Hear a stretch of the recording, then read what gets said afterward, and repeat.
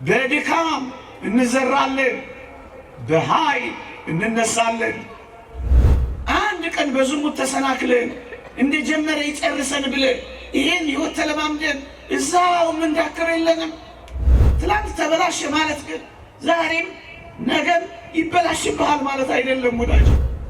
አንድ ሴት አጠቃችኝ ብለው ያዩዋትን ሁሉ የሚያጠቁ ጠቃሚ ሳይሆኑ ይቀራሉ፣ ባክነው ይቀራሉ። አሁን ያለንበት ሕይወት የነገውንም የሚወስን አይደለም። አሁን ባለው ሕይወት ተስፋ የሚያስቆርጥ አይደለም። ይልቅ ወደ ኃይለኛው ወደ እግዚአብሔር መጠጋትና መቅረብ ነው ያስፈልጋል። አሁን ላትጠቅም ትችላለህ፣ ነገ ግን ትጠቅማለህ። የእኛም ቀን ይመጣል። ተዋታችን ዓለም መከራዋል፣ ታገሳታ የዚችን ዓለም ፈተናዋል፣ ታገሳ የዚችን ዓለም መተው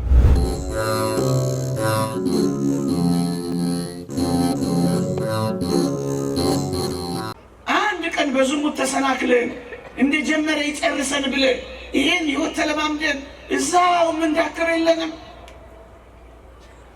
ይህችን አስደናቂ ሴት ተመልከቷት። ባሏም ይተዋት፣ እግዚአብሔር እንደተዋት አላሳበበችም። ወገኖቼ እግዚአብሔሩም ጨከነብኝ ባዮች ስንት እንሆን ይሆን? የእግዚአብሔርን ጠቃሚ አድርጎ የመቀየር ሐሳብ ያልተረዳን ስንቶች እንሆን? ይመኑኝ፣ ምድር ሊተወን ይችላል። ያመናቸው ሰዎች ሊከዱን ይችላሉ። የምንጠቅማቸው ሰዎች እንዳንጠቅም አድርገው ሊጥሉን ይችላሉ። ግን እመኑኝ እግዚአብሔር እጅ ላይ ይሄ እግዚአብሔር እጅ ላይ ያረፈ እግዚአብሔርን እያሰበ የሚኖር ሰው እንደጣለው እግዚአብሔር እንደማይጥለው ያውቃል። እግዚአብሔርን በደንብ ያውቀዋል። እቺ ሴት እንደዛ ነው የሆነችው ወገኖቼ። በጣም ይደንቃችኋል። የመጣን ትላንቷን እያሰበች ዛሬዋን እና ነገዋን ያላበላሸች ምን አይነት አስደናቂ ሴት ናት! ትላንት ተበላሽቷል፣ አበቃ። ትላንት ተበላሸ ማለት ግን ዛሬም ነገም ይበላሽብሃል ማለት አይደለም ወዳጅ። ይዋ በቃ ትላንት ተሳስተሃል፣ ትላንት አጥፍተሃል፣ ትላንት ወድቀሃል። ለምን ዛሬና ነገ ትወድቃለህ? ትላንትህን መነሻ አድርገው ወደ ኋላ ማፈግፈግህን ወደፊት ለመንደርደር አድርገው ቀይረው። የወደቁ አይነሱምን? የሳቱስ አይመለሱምን? ይላል እግዚአብሔር ቃል።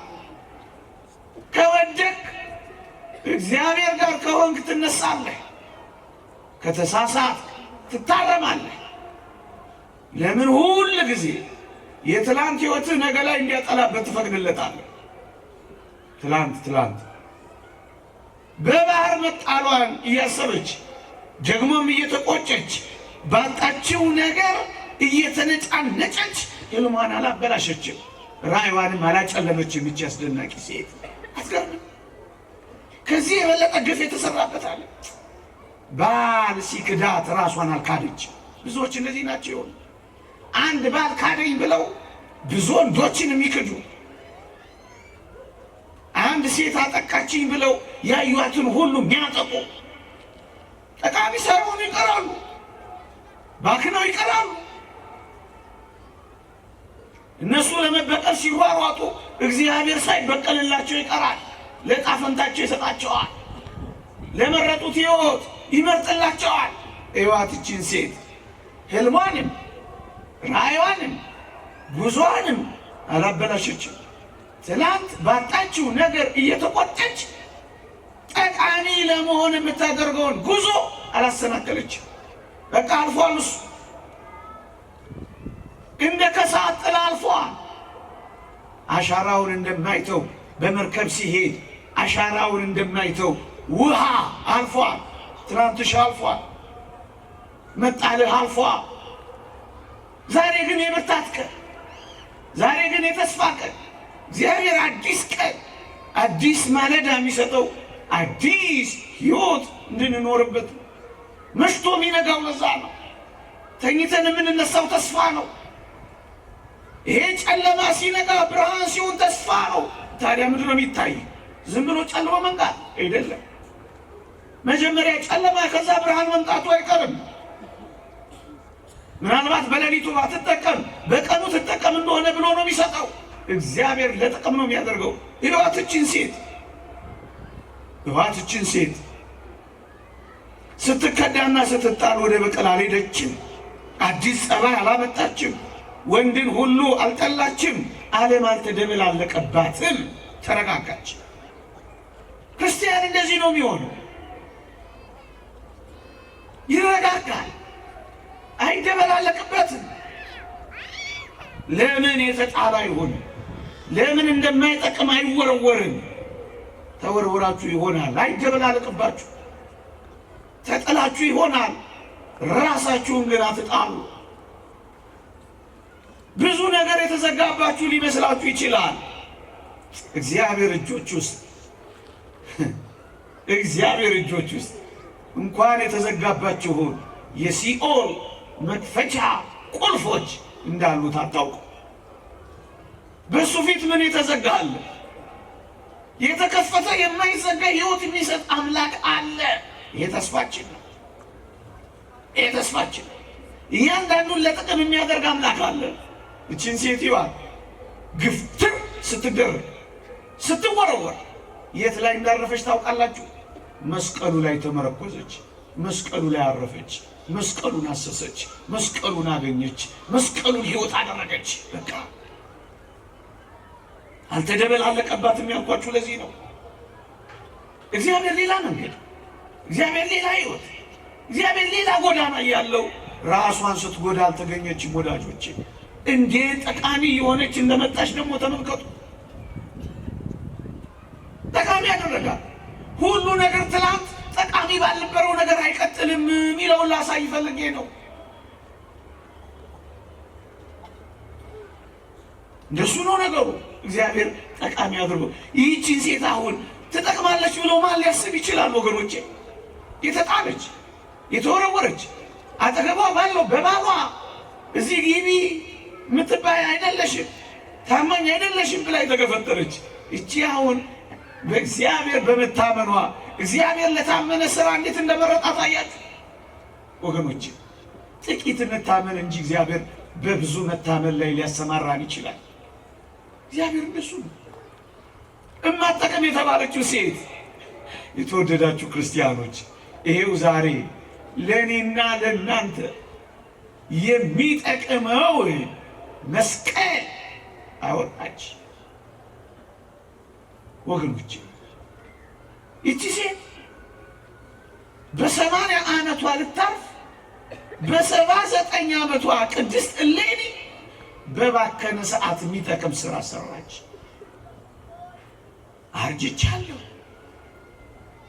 አፍጅቻለሁ፣ አልቆልኛል፣ ደክሜያለሁ፣ እኔ አሁን ለእግዚአብሔር ስራ እሰራለሁ፣ እኔ ማን ነኝ ተጥያለሁ የሚል ሁሉ እግዚአብሔር በባከነና ባለቀ ሰዓት ስራ እንደሚያሰራ ታያላችሁ ምዕመናን።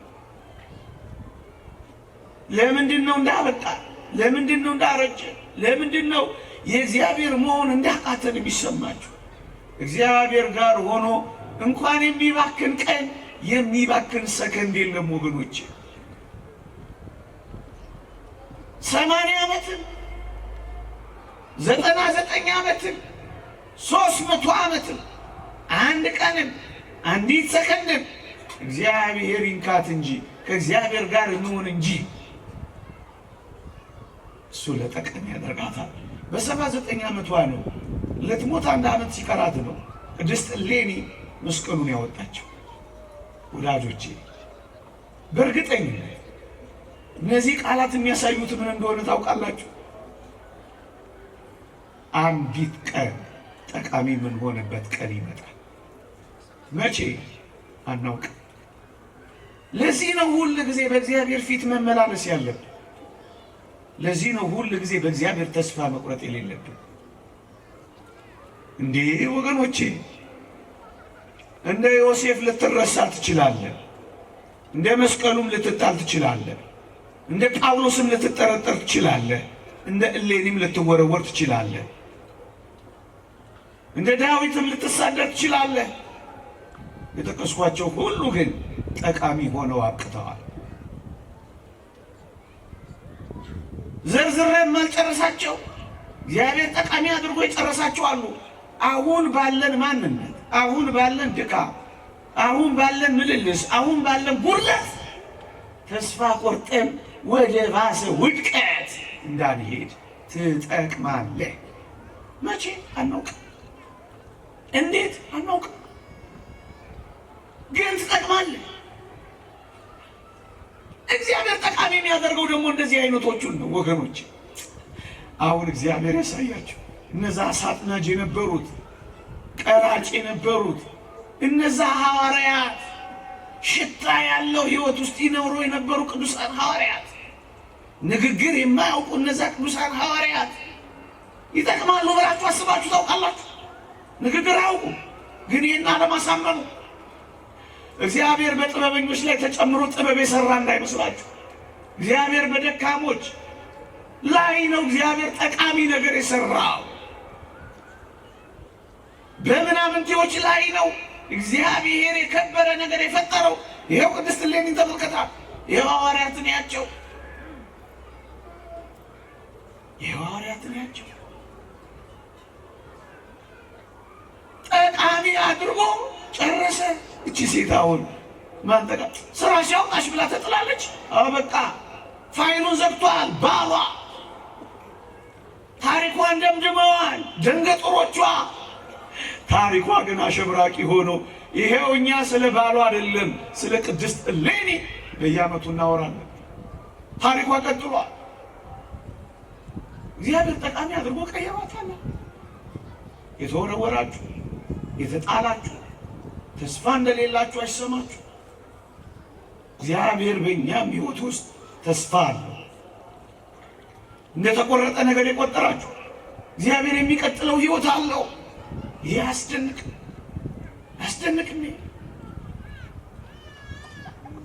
ማንም በእግዚአብሔር ፊት እንዴት ተስፋ ይቆርጣል ታዲያ?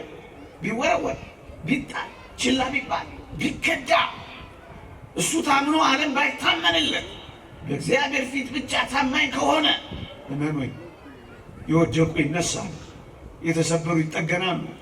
ህልም ያለፈባቸው የመሰላቸው ህልማቸውን ባለቀ ሰዓት እውን ያደርጋሉ። እስከ መጨረሻው ህቅታ ሰራ። በክርስቲያኖች ዘንድ የባከነ ሰዓት የለም። በክርስቲያኖች ዘንድ እግዚአብሔር የማይሰራበት ቀን የለም። በክርስቲያኖች ሕይወት ውስጥ እግዚአብሔር ስራውን የማይገልጥበት ዘመን የለም፣ ጊዜ ይሰራል።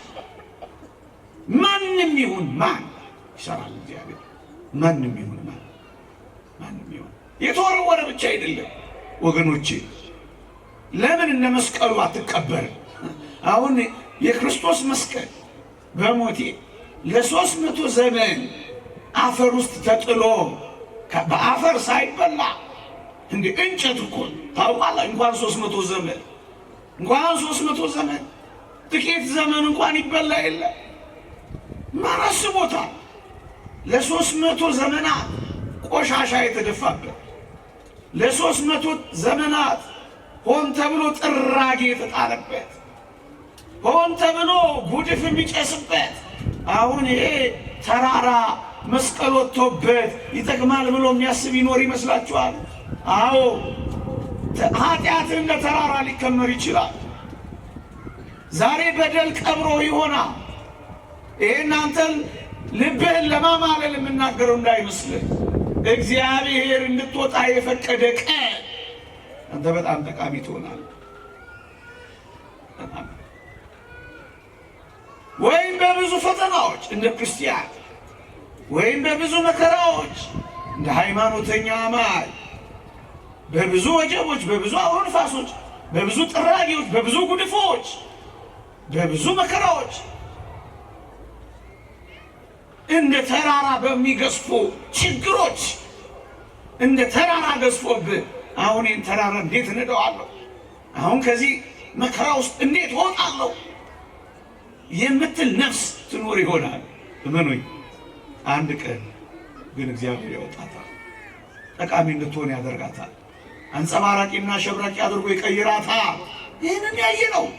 ሳይፈርስ ሳይሰበር፣ ሊሰበር ይችላል፣ ሊበላ ይችላል፣ አልተበላም። አፈር ሊሆን ይችላል፣ አልሆነም። እግዚአብሔር በእንዲህ አይነት መቃብር ውስጥ እንኳን ማቆየት ይችላል። ፍሪጆች እንኳን ሳይበላሹ እንደሚያቆዩ አታውቁ? ታዲያ እግዚአብሔር ሳንበላሽ ሊያኖረን፣ ሳንሰበር ሊያቆየን፣ ሳንጠፋ ሊጠብቀን እንጂ ከአንበሳ አፍ ውስጥ ሊያወጣን እንደሚችል አታውቁ? ከአሳ አንበሪ ሆድ ውስጥ እግዚአብሔር ማውጣት ስራው ችሎታው እንደሆነ አታውቁ? በቃ ያወጣል። መቃብር ለምን አይሆንም? የአሳ አንበሪ ሆድ ለምን አይሆንም? የአንበሳ ጥርስ ለምን አይሆንም? ያወጣል እግዚአብሔር። ይሄ ምናችን ነው። በየትኛውም ነገር ውስጥ የተቀበርን እንኳን ብንሆን እግዚአብሔር ጠቃሚ አድርጎ ሊያወጣን እንደሚችል ማሳያ እኮ ነው። እንጠቅማለን፣ የተቀበርን እንጠቅማለን። በብዙ ችግሮች፣ ጉድፎችና ጥራጊዎች ውስጥ ያለን፣ በብዙ ድካሞች ውስጥ ያለን አንድ ቀን እንወጣለን። ይሄ ተስፋችን። ለዚህ ነው ከእግዚአብሔር ቤት ማንሸሽ። አንዴ ቆሽሽ ያለው ብለህ እንደ ጀመርክ ይጨርሰኝ አትበል። ተራራ የሚያክል በደል እንኳ ቢኖር አንተ ተራራ ሆይ በዘሩባቤል ፊት ምንድነህ? ደልዳላ መሬት ትሆናለህ ይላል። ለእግዚአብሔር ምን ያቅተዋል? ምን ይሳነዋል? ለአንተ የሚያቅት ነገር የለም ተብሎ የለም። አታምኑትም? እግዚአብሔር የሚያቅተዋል? እንኳን የኔና ያንተ ኃጢአት የዓለሙ ኃጢአት ፍቅሩን ያልቀየረበት በደሙ መፍሰስ ያነጻው አይደለም። ቃል ብቻ ይናገር ይበቃል። ጠቃሚ አድርጎ ይቀይረዋል። የዓለሙ እኮ ጥራጊው፣ የዓለሙ እኮ ቆሻሻ ማን ያቀኛል? ማን ለምን ለ300 ዘመናት ማንም ላያስብ ይችላል? ዘመን ረዘማት ጊዜ ሄደብኛት 300ውን ዘመን እንደ 3 ቀን እንዳትቆጥረው እግዚአብሔር ሊያደርግህ ይችላል። አምላካችን ይሄ ነው። አይተነዋል፣ እንመሰክርለታለን። አውቀነዋል፣ እንናገርለታለን። እሱን ነው የሚያሳየን፣ እሱን ነው የሚያሳየን። የተወደዳችሁ ክርስቲያኖች እውነት የሰናፍጭ ቅንጣት ምንኛ ደቃቅ ትሆን ወገኖቼ። እቺ የሰናፍጭ ቅንጣት መሬት ውስጥ ገብታ ከአፈር ተደባልቃ ብዙዎችን የምታስጠልል ዛፍ ትሆናለች ብላችሁ ታስባላችሁ? ዛፈር ውስጥ እኮ ጨለማ ነው። ዛፈር ውስጥ እኮ መጥፋት ነው ያለው። ይቺ የሰናፍጭ ቅንጣት ናት ብዙዎችን የምታስጠልለው። አሁን ቅዱስ ጳውሎስ ዲዮናስዮስን የሚያክል ፈላስፋ ያድናል ብላችሁ ታስባላችሁ? ገሱ ሊሆነው ዛሬ የማትጠቅሙ ነገ ጠቅማችሁ ብዙዎችን ታድናላችሁ። ይልቅ አልጠቅምም ከሚለው ሐሳብ ተነስ። ይልቅ እኔ ደቃቅ ነኝ እንደ ሰናፍጭ ካልክ ብዙዎችን የምታስጠልል ትሆናለህ። እንደ ጳውሎስ ብዙዎችን አሳረፈ። አሁን ተስፋ መቁረጥ የለብንም። የሚጠቅም አድርጎ ሊቀይረን አምላክ ይችላል ብለን ማመን አለብን ወገኖቼ። ምናልባት ጠቅመህ የማታውቅም ሊሆን ይችላል። እስካሁን ቤተሰቦቼን አልጠቀምኩም፣ እስካሁን የኔ የሆኑትን አልጠቀምኩም እያልክ እየተሳቀቅ እየኖርክ ሊሆን ይችላል። እሺ እስካሁን አትጥቀም፣ ከአሁን በኋላ ግን ትጠቅማለህ። ቅዱስ ጳውሎስ አናሲሞስ ስለሚባል ሰው በፊሊሞና መልእክት ለፊሊሞና ሲጽፍለት እስካሁን ስላልጠቀመህ ከአሁን በኋላ ግን ስለሚጠቅምህ ስለ አናሲሞስ እለምንሃለሁ ይላል። አዎ እስካሁን አትጠቅም ይሆናል ወይም የምጠቅም ነገር ላይሰማ ይችላል። እግዚአብሔር ጋር ከመጣህ ግን ትጠቅማለህ። አስደናቂ ትሆናለህ። እጅ በአፍ ታስጭናለህ። እነ ማርያም ግብፃዊትን ማን ጠቃሚ ይሆናሉ ብሎ አሰበ። በሴተኛ ዳሪነት ይኖሩ የነበሩ አሳዝኑ። ግን እቺ ሴት በጣም ተፈላጊ ሴት ሆነች እና አባ ዞሲማስ በረሃ ለበረሃ የሚፈልጓት ሴት ሆነች። ጸልይልኝ ባርኪኝ የሚሏት ሴት ሆነች። አየህ፣ አሁን ያለንበት ህይወት የነገውንም የሚወስን አይደለም። አሁን ባለው ህይወት ተስፋ የሚያስቆርጥ አይደለም። ይልቅ ወደ ኃይለኛው ወደ እግዚአብሔር መጠጋትና መቅረብ ነው የሚያስፈልገው። አሁን ላትጠቅም ትችላለህ፣ ነገ ግን ትጠቅማለህ። የተወደዳችሁ ክርስቲያኖች አናሲሞስ የማይጠቅም ነበረ፣ ከዚህ በኋላ ግን ትጠቅማለህ። ቅዱስ ማርቆስ፣ ቅዱስ ጴጥሮስና ቅዱስ ጳውሎስ እናቴን ናፈቀችኝ በማለቱ ምክንያት ተለያይተውበት ቅዱስ ማርቆስም ለ17 ዓመት እንደማይጠቅም ሰው ተትቶ ነበር። ቅዱስ ጳውሎስ በመጨረሻው ሮሜ መልእክቱ ላይ ማርቆስም ሰላምታ ያቀርብላችኋል ብሎ ነው መልእክቱን የደመደመው። 17 ዓመት ሙሉ የማይጠቅም የመሰለው ጳውሎስ ኋላ ላይ ግን እጅግ ጠቃሚ ሰው ነው የሆነው ለቅዱስ ጳውሎስ። ብዙ ዘመን ላጠቅሙ ትችላላችሁ፣ እመኑኝ፣ መኖራችን ብቻ ይጠቅማል። ደግሞ ትንሽ ፈቀቅ ያለ ትግል ደግሞ ብናደርግ የበለጠ ጠቃሚ እንሆናለን። ለብዙ ዘመናት አልጠቀምኩም ብለህ ከእንግዲህ ወደማይጠቅም ህይወት እንዳትገባ ነው ይሄን የምነግርህ። ብዙዎች የማይጠቅሙ ሆነው ጀምረው ግን የሚጠቅሙ ሆነው ተቀይረዋል፣ የሚጠቅሙ ሆነው ጨርሰዋል።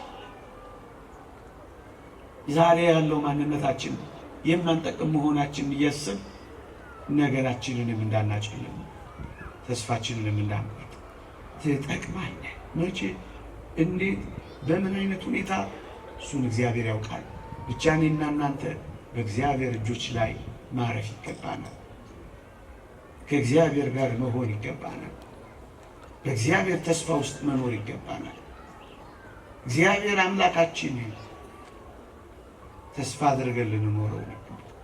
ተወደዳችሁ ክርስቲያኖች፣ ነገሬን ልጠቅልለው። አንድ አስደናቂ ሁሌ መጽሐፍ ቅዱስ ላይ በጣም የመሰጠኝ ታሪክ የአልዓዛር ታሪክ ነው።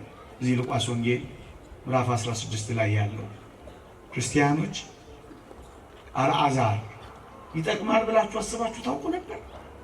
እዩት፣ መጽሐፍ ቅዱሱን ግቡና። በጣም ድሃ ነበር አልዓዛር። ድሃ ብቻ እኮ አይደለም፣ በድህነቱ ላይ የደውያት ውርጅብኝ የሚፈራረቁበት ሰው ነው። ይሄ ብቻ አይደለም፣ በባለጸጋ ደጅ የወደቀ ድሆችን ለማየት እድል የሌለው ሀብታም ብቻ እያየ የሚኖር ሰው ነበር። ቁስሎች የበሉት ሰው ነበር። ተንከባካቢ አስታማሚ የሌለው ምስኪን ሰው ነበር አልዓዛር። ግን ወገኖች ውሾች እንኳን ሳይቀር ቁስሎቹን የሚልሱለት ምስኪን ሰው ነበር አልዓዛር።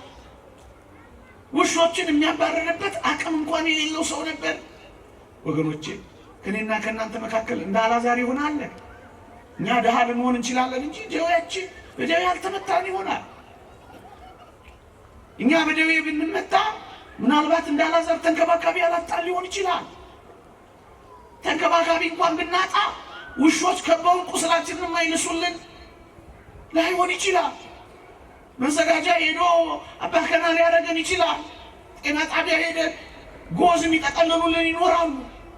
ይሄ ብቻ አይደለም፣ አልዓዛር ባለጸጋውን ብቻ እንደሚያይ እኛ እኮ ባለጸጋ ብቻ አይደለም የምናየው። ከኔና ከእናንተ ያነሱ ብዙ ሰዎችን አብራለን። ቢያንስ መጽናኛ የሚሆኑ ሰዎች አሉ። የተወደዳችሁ ክርስቲያን፣ ይሄ ብቻ ይመስላችኋል? አልዓዛር ይኖር የነበረው ትንሣኤ ባልተሰበከበት ዘመን ነበር። ተስፋ ትንሣኤ እንኳን የለውም። ከሞት በኋላ ከጌታዬ ጋር እኖራለሁ የሚል እንደኔና እንደናንተ አይነት ተስፋ እንኳን አልነበረውም ይሄ ሰው። ታዲያ በዚህ ሁሉ ነገር ውስጥ አልዓዛር አንድ ቀን ይጠቅማል ብላችሁ ታስባላችሁ? ምን ይጠቅማል ይህ ሰው? ወይ እግዚአብሔር ነው በወሰደው አትሉም? አሁን የተረኩላችሁ ታሪክ እዚህ ምድር ላይ ብታይ አይበቃውም ይሄ ሰው?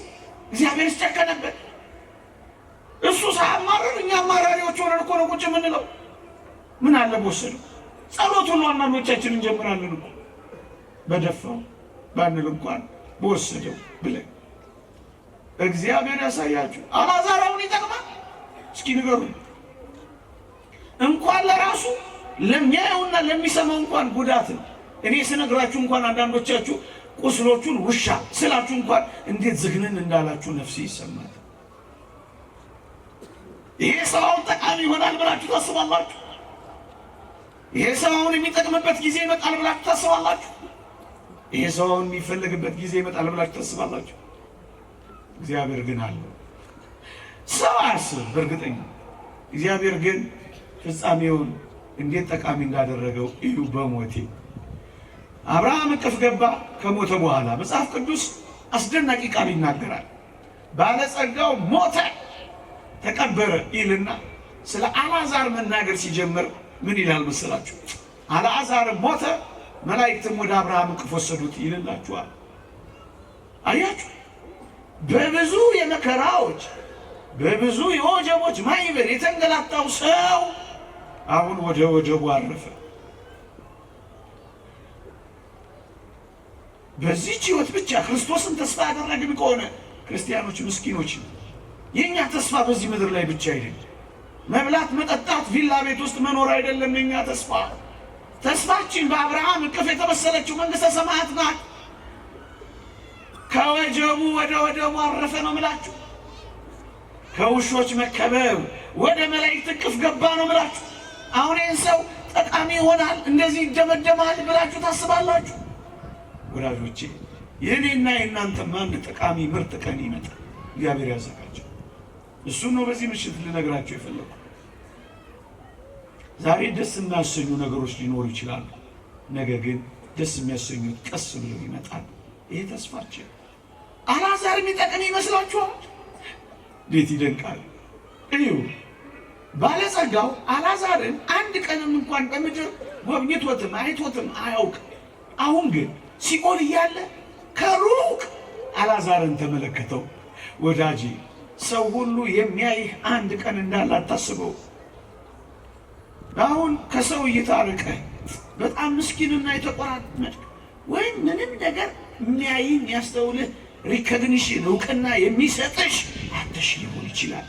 ግን ምን አንድ ቀን ዓለም ሁሉ ከሩቅ እንዲያይህ እግዚአብሔር ማድረግ ይችላል። አንድ ቀን ያላየ ሰው ሁል ጊዜ እንዲያይህ እንዲያደንቅህ እንዲመስል እንደዚህ ሊያደርግ ይችላል እግዚአብሔር። አየው ከሩቁ።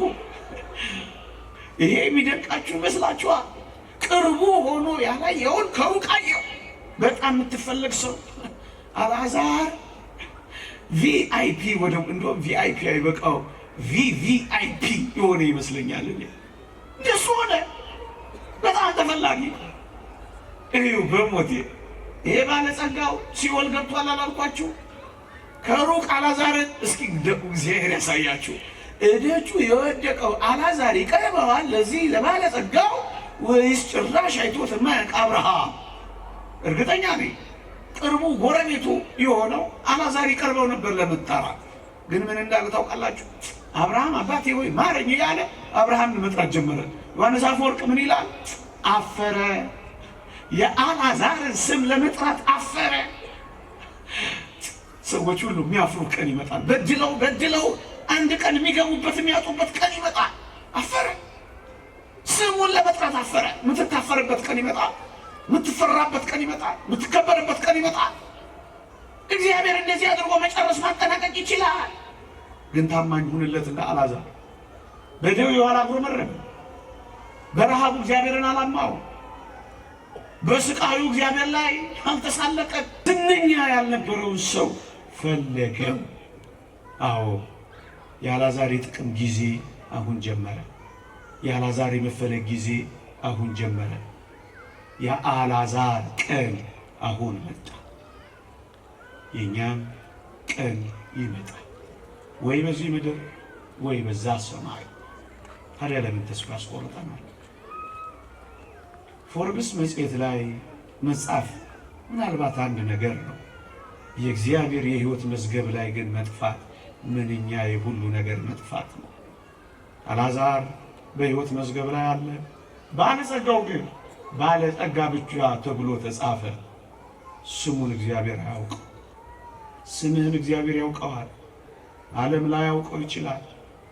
እግዚአብሔር በመጨረሻው ሕይወትህ ጠቃሚ አድርጎ የሚሰጥህ ከሆነ ተዋታችን ዓለም መከራዋል፣ ታገሳታ የዚችን ዓለም ፈተናዋል፣ ታገሳ የዚችን ዓለም መጥተው ታገሳ እዚህ ዓለም ላይ ባጠቅም ብዙ አትደነቅ።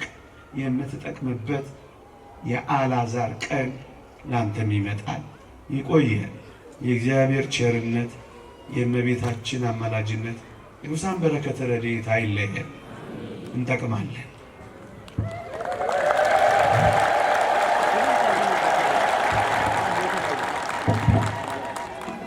ነው።